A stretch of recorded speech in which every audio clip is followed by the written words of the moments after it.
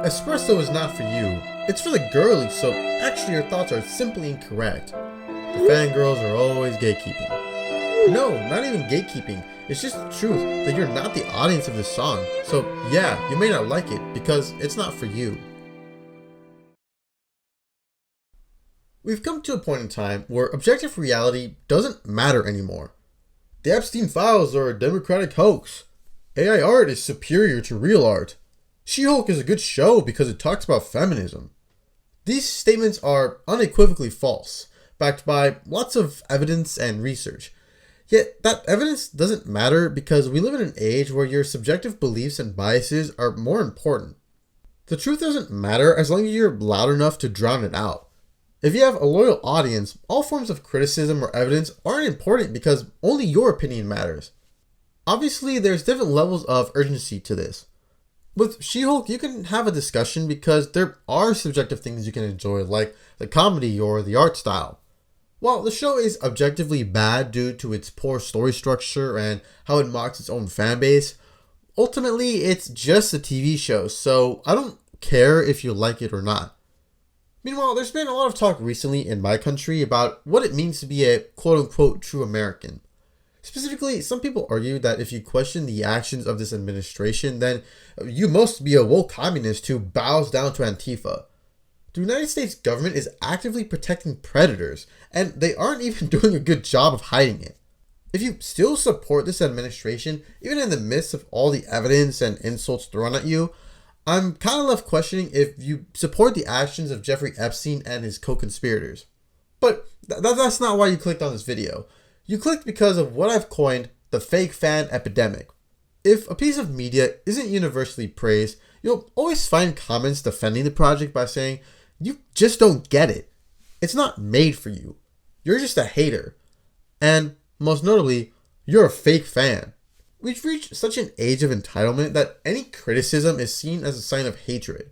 The mentality is that you're only a true supporter of these properties if you praise and accept every new thing that comes out. You may love something so much that you wish for it to improve, and that's why you comment about the negatives, but that doesn't matter because any form of pushback is seen as a sign you never loved that property. You were never a fan, you don't care about the details, you only care about suffering and misery. And heaven forbid you're criticizing something with women or minorities, because if so, you're labeled a bigot, a misogynist, a racist, a homophobe. We can't expect higher standards for heroines or queer characters because the mere existence of the representation is good, right? If you want your characters to be better written or to have proper representation, well, you're the problem because you secretly hate these groups. Some people believe the only possible explanation anyone can have negative feelings for a piece of media is if you're a cynical old man whose goal it is to cause as much hatred as possible. As the intro suggested, I've had personal experience going up against this mentality, with someone claiming Sabrina Carpenter's new brand wasn't made for me, even though I was literally one of her fans. But I'll get to that later, because the reason I bring this topic up now is due to the latest season of Stranger Things and the new Avengers Doomsday trailers. There's been a lot of discussion surrounding Doomsday. Well, sorry, correction. A lot of discussion within the fandom about Doomsday. I haven't heard much talk from the general public about this film, but I digress. A lot of fans have been discussing whether this film will do well or not, whether it's a return to form or a nostalgia bait cash grab. Personally, there's a lot of reasons why I'm hesitant about Doomsday. Marvel hasn't had a great mainline project in a while, everything feels disconnected. Most of the new characters haven't really been that well written. The film itself is way too expensive with an overbloated cast, and there's barely been any build up to Doomsday. And what little build up we do have feels extremely contrived. But look, this isn't to bash on you if you're excited for the movie. If anything, I wish I was in your position. I used to love Marvel. I wanted to be in the theater day one for every single release. Infinity War is still one of my favorite movies of all time. I want to be excited for Marvel projects, so if you're excited for Doomsday, more power to you. What I don't understand are the people who claim any hesitancy for new Marvel projects aren't real fans. Asking questions about the current state of Marvel is a problem because this is supposedly how the MCU has always been. You're not supposed to take these movies seriously, just watch them and have fun. Just consume product, who cares if it's good? This mentality just leads to an overall rot in the film industry. Do we really want to get to a point where every single movie is the equivalent of a Cocomelon video? Are we really okay with our media turning into AI-generated trash that doesn't care about emotional depth or the human experience? I'm using my hard-earned cash to pay for a service. If that service is bad, then I'm literally wasting my money. Projects like She-Hulk, Quantumania, and Thor Love and Thunder are not good because they have structural story issues, bad expository dialogue, and cheap-looking visuals. There's also too much emphasis on comedy. There aren't enough emotional moments to warrant these types of stories they're telling. And even when they do have a serious scene, it immediately gets undercut with a quip. Again, you can enjoy the newer phases of Marvel. I have no problem with that. But I start to have issues when you're trying to claim my opinion is invalid, even though there are tangible reasons why post-Endgame Marvel isn't good. I don't understand why we can't accept we like something that's bad. I like Black Adam and the final seasons of The Flash.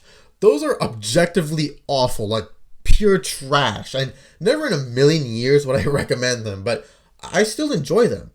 I don't see why we can't do the same for like the MCU or Star Wars or The Weeknd's new movie or literally anything else. So, no, I'm not excited for Avengers Doomsday, and you don't have to be either. Don't listen to the people calling you a hater for questioning the film, because as a customer, it is your right to be upset with a project if it isn't good. The new trailers don't do anything for me because not only do they feel like cheap nostalgia bait, but they don't give us any new information about the film. It's just, hey, remember this character? Yeah, they're going to be back for the movie. So, as you can tell, I'm pretty burnt out by the MCU, and after Secret Wars, I'm mostly going to be done with this franchise, outside of anything Daredevil related. However, what frustrates me more is Stranger Things Season 5. There's been a lot of tomatoes thrown at this season for its numerous plot holes and inconsistent writing, so I'm not really going to dive into that. What I will talk about though is the reaction to Will's coming out scene.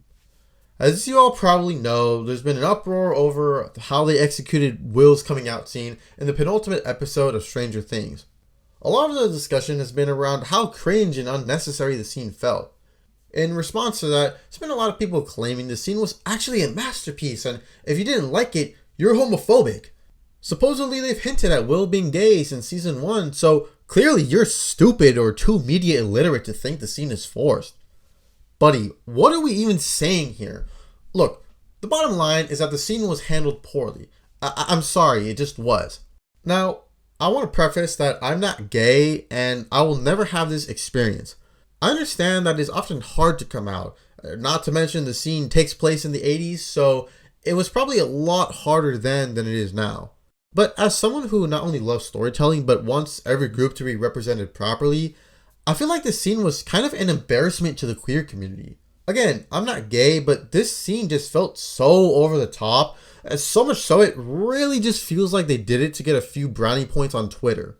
But why is the scene bad? What are the objective reasons the structure of the scene doesn't work? Well, to put it concisely, this YouTube comment gives a great summary. Theatrical, unrealistic, unnatural, downplays the horrible stigma of homosexuality in the 80s. He gives a big, lengthy speech during an extremely time-sensitive time.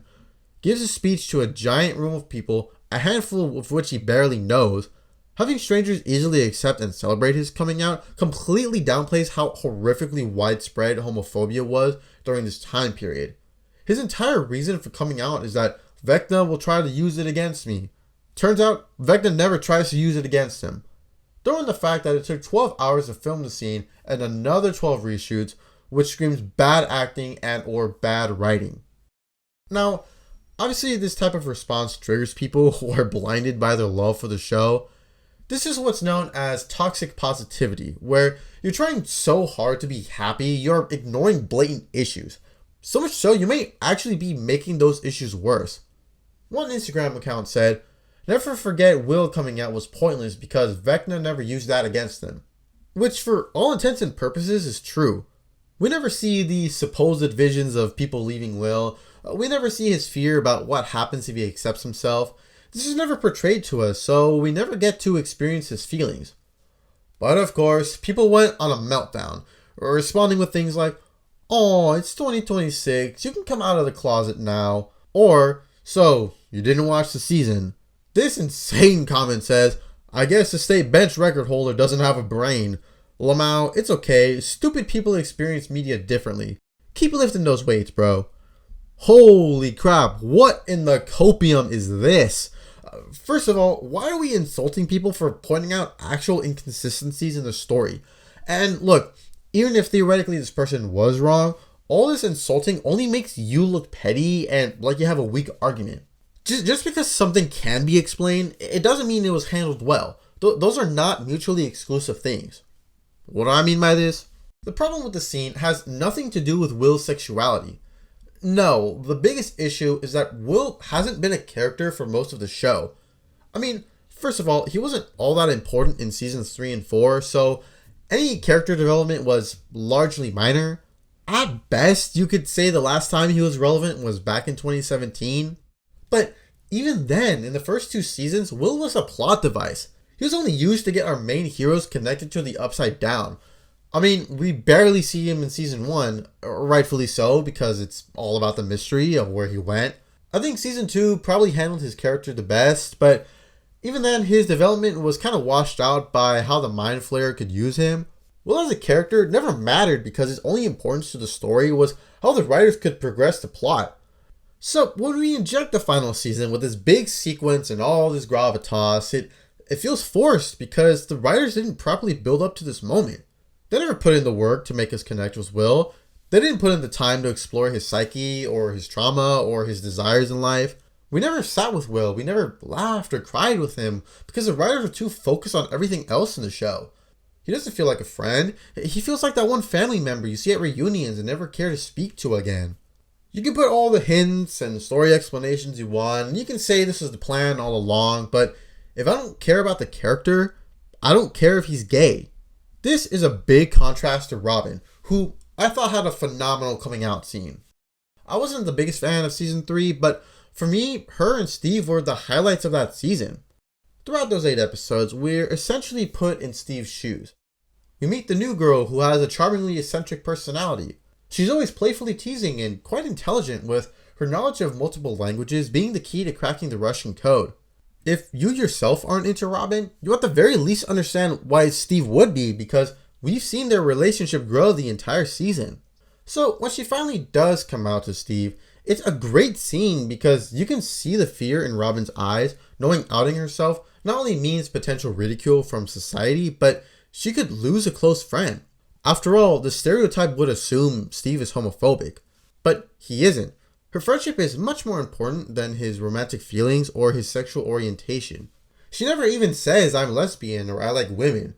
She tells a story describing her situation to explain why she and Steve can't be in a relationship, which is entirely natural as he just expresses feelings to her. It's also a great scene because it builds Steve's character. Thus far, he only viewed women as potential partners, and while he definitely grew since his beginnings in season 1, seeing women as individuals was the final thing Steve needed to learn. So when he accepts Robin for who she truly is, he's also accepting that he doesn't need a romantic relationship. Women aren't a tool for Steve's desires. They're individuals, and as such, you can have a healthy and platonic relationship with them. It was really dumb for them to override this by making Steve very obsessed with Nancy for some reason, but let's not get started with that stupidity. So, as I've just described, Robin's coming out scene was great because it was the encapsulation of 2 amazingly written character arcs.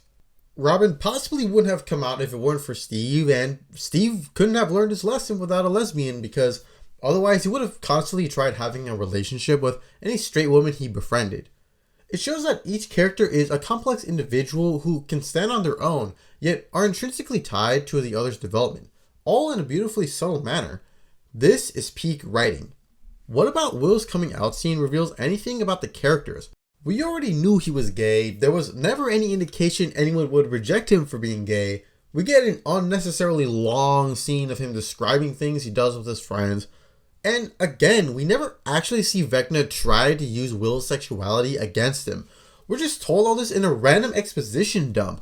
What is this, like the 50th time we have to say show don't tell? How many times do we have to teach you this lesson, old man?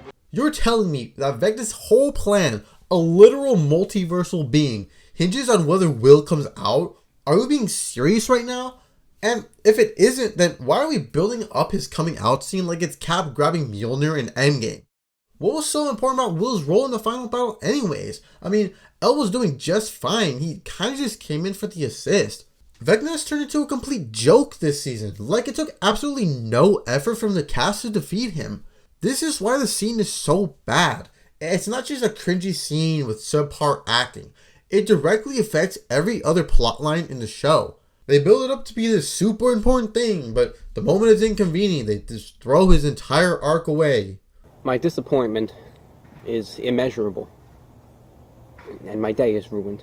And it really is disappointing because I love the moments between Will and Robin. Those are probably my favorite scenes of the season. And of course, I would have been more okay with the scene if we actually saw these visions, or if there was a potential for his friends to leave him, or if Will coming out actually was important to stopping Vecna. But none of that happened. This is part of a larger problem of this show not having stakes. So ultimately, I don't care if he comes out or not. As I implied earlier, the dialogue itself is quite bad. It's like a 3-minute monologue, mostly filled with bad exposition and an absurd amount of time devoted to what Will likes doing with his friends. There are a lot of random shots of other characters that don't really add anything either. Like, Mike and Jonathan's reactions during the monologue don't tell us anything about their characters or why this scene is important. This kind of speaks to the overall cinematography. It's not trash or anything, but it's extremely basic. You've got the A shot with Will giving his monologue and a few B shots with people's reactions. That's it. It just goes back and forth between shot A and shot B. Again, this is a big contrast to Robin's coming out, as we have multiple angles of the duo and different distances the camera is to their faces. All this allows the directors to portray several emotions. The scene begins with the duo split between bathroom stalls. This symbolizes the separation Steve and Robin currently have about their feelings. When Steve goes to her side, we get a really nice overhead shot of Steve going under the divider. It shows he's trying to understand Robin's point of view. And of course, the camera pulls in when the duo are having a deeply personal moment, then pulls away when the stress is relieved, providing a few mid-shots to show when the duo are feeling the same emotions. It shows intentionality and, even if some of this wasn't explicitly the director's intentions, it shows that the effort put into the scene allows for the audience to get deeper meanings from it. This is completely absent in Will's scene because, again, it's just angle A and angle B, maybe a third one here and there. I appreciate that the camera slowly moves in as Will gets closer to coming out, but that's about as creative as the scene gets. So, no, you're not homophobic for disliking this scene. And yes, it's objectively bad for all the reasons that we have pointed out here. You can like the scene all you want, and if it spoke to you, then that's great, but your subjective experience doesn't change the fact that the scene was not well made and could have been handled a lot better. I want to end this video with the personal experience I hinted at in the beginning. I used to be a big Sabrina Carpenter fan. Starting out when Girl Meets World was airing on Disney Channel, and as I was waiting for a potential 4th season, I found out Maya Hart, who was played by Sabrina Carpenter, was releasing a song. This ended up being Thumbs, and at the time I really appreciated the song for steering away from romantic themes. It's a bit existential, so for a 16-year-old whose music taste was mostly subjected to pop culture garbage at the time, I really appreciated Thumbs. From there, I ended up listening to her album Evolution, and I excitedly waited for and listened to Singular Acts 1 and 2. While I'm not going to claim this was the best music ever made, I mean, looking back now, some of this music was pretty mid. To me, it felt like there was a level of authenticity I hadn't heard from other artists. Oh, and obviously I was attracted to her at the time, so that probably helped. But that bias aside, I really did enjoy her older music. With Exhale, Why, and On My Way probably being my favorites. I mean, every once in a while I do listen to those songs. This started to change with Emails I Can't Send. Now, there's a lot of songs I like from that album. Decode, Fast Times, and everything in the DLC are especially great in my opinion. However, there was a clear shift in tone, specifically with Nonsense. Now, the song is fine. It's fun, but it's a bit too generic for my taste, and this was probably her first really big song. Some of these songs also had a more explicitly sexual component to them, and while you can argue there was some of that earlier, it felt much more subtle and classy. This is likely due to her changing labels from Hollywood Records over to Island Records in 2021, which seems to have given her more leeway with her brand. Anyways, for the most part, I was still pretty much fine with all this because I actually really did enjoy the music, and I still felt like there was still that subtle classiness in most of the songs. But then her Christmas EP Fruitcake came out, and let me tell you, it was as bad as the dessert it was named after. Now, I'll give a full review of that album in another video, so you can check that out if you're willing to hear my absolute trash audio. But her song Buy Me Presents is what really started raising my eyebrows, because we are now just explicitly giving sexual innuendos that don't add anything to the Christmas season. Then Espresso came out. Look, I've already made a few videos talking about her album Short and Sweet, but needless to say, she went completely off the rails. She no longer felt authentic, and it just felt like she caved into the needs of the music industry. All of music now is either just, oh, I'm hot, have sex with me, or this weird revenge fantasy. It's pretentious, it's lazy, and honestly, pretty vile. And as someone who really liked her music for that authenticity, for the heartfelt emotions in her songs, yeah, I kind of felt betrayed as a fan. As you can probably tell, I also have some moral problems with all this. I mean, self-gratification and hypersexualization are just net negatives for society, but A, that's an entirely different discussion, and B, ultimately, the more important thing for me is that it just kind of goes back to my overall point of not liking these brands using fan service as an excuse for bad writing. So when I expressed my disinterest of Sabrina to one individual, they were not having it. Now, if this person ends up watching this video, I don't really have any ill will towards you. This conversation was from years ago, so it really is not that important anymore. But it was kind of the catalyst for my frustration with this topic, so I had to bring it up. Espresso is not for you. It's for the girlies, so actually your thoughts are simply incorrect. The fangirls are always gatekeeping. No, not even gatekeeping. It's just the truth that you're not the audience of this song. So yeah, you may not like it because it's not for you. I sent this gift because I quite literally was her fan for years. Meanwhile, at the time, this person was only a fan for like a few months, trying to tell me why the song, quote unquote, wasn't made for me. Anyways, they responded with, like, yes, you can like a female artist, of course, no matter your gender or sexual orientation, but like, this song not only is about a boy, but it's also a fun, cutesy, silly vibe.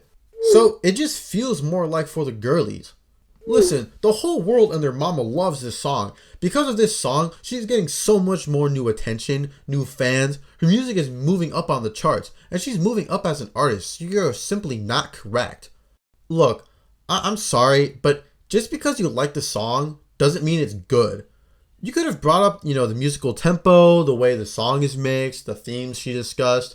But no, my opinion is objectively wrong because it's for the girlies and she's moving up in the world. I don't really understand what vibes have anything to do with this. I mean, what does that have to do with how good or bad the song actually is?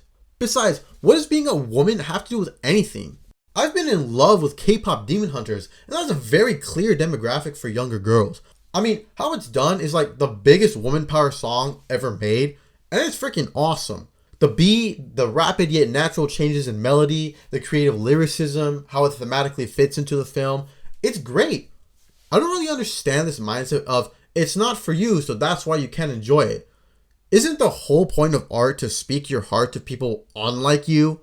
Like, art is the fullest expression of the self, meaning theoretically a piece of art is for no one outside the artist. This mentality just leads to stupid tribalism and an overall decline in quality. It's crazy how one of Sabrina's earliest songs, Mirage, is about how fake the Hollywood space is, yet her entire image now is pretty much the definition of what fake feels like. So, as you can tell, I've stopped following Sabrina Carpenter because I don't enjoy her new brand, nor do I support it. Can we please end this era of calling people fake fans for bringing up genuine criticisms of things? I'm so tired of people making up dumb excuses to defend lazy writing. This mentality obviously only helps produce more bad art, but Like I mentioned at the beginning, this type of mindset can turn into actually harmful consequences. Because recently we've seen a lot of people try and defend the leaders of our world, even when there's countless proof they are actively undermining our society for power and corporate greed. Oh, you're not a real American if you don't support the president. You're not a real American if you were born elsewhere. You're not a real American if you criticize the police or our foreign policy. No, fuck that. That's bullshit and you know it. Things don't get better if you continue to eat up the slop these companies and politicians feed you. Can we actually strive to make the world a better place instead of constantly ignoring these issues for 2 seconds of comfort? Look, this video was way longer than I intended, so I'm gonna log out now because, well, I don't really have a good ending for this video, and I'm just tired. May the force be with you. You're gonna need it.